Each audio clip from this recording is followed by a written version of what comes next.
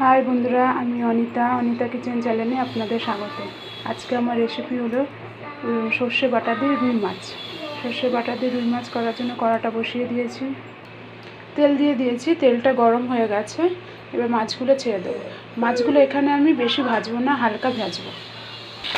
মশলার জন্য এই যে সর্ষে আর কাঁচা লঙ্কা নিয়ে নিয়েছি, বেটে নেবো। মাছের এক পিঠটা হয়ে গেছে, আর একটু উল্টে দিয়েছি। এরকম হালকাই বেশি উল্টে দিয়েছি, বেশি কড়া করে ভাজবো না। মাছটা ভাজা হয়ে গেছে, এবার তুলে ফেলবো। কড়াতে আবার তেল দিয়ে দিয়েছি, ফোড়নে চেরাই করা কাঁচা লঙ্কা টমেটো দিয়ে দিচ্ছি।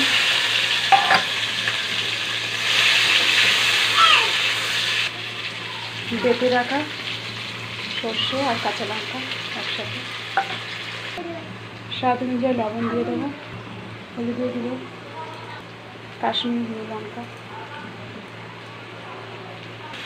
মশলাটাকে ভালো করে ভেজে নেব, যতক্ষণ মশলা থেকে তেল ছাড়ে। মশলা থেকে তেল ছেড়ে দিয়েছে, এবার জল দিয়ে দেবো। জল দিয়ে দিয়েছি, জলটা ফুটে গেছে ঝোলটা। এবার দিয়ে আমি মাছগুলো দিয়ে দেবো।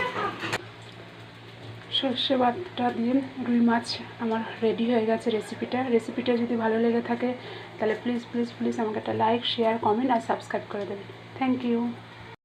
হাই বন্ধুরা, আমি অনিতা কিচেন চ্যানেলে আপনাদের স্বাগত। আজকে আমার রেসিপি হলো নিরামিষ পেঁপে আলুর সবজি। নিরামিষ পেঁপে আলুর সবজির জন্য কড়া বসিয়ে দিয়েছি, কড়াতে তেল দিয়ে দিচ্ছি। তেলটা গরম হয়ে গেছে, ফোড়নে আমি জিরে আর শুকনো লঙ্কা ফোড়ন দিচ্ছি।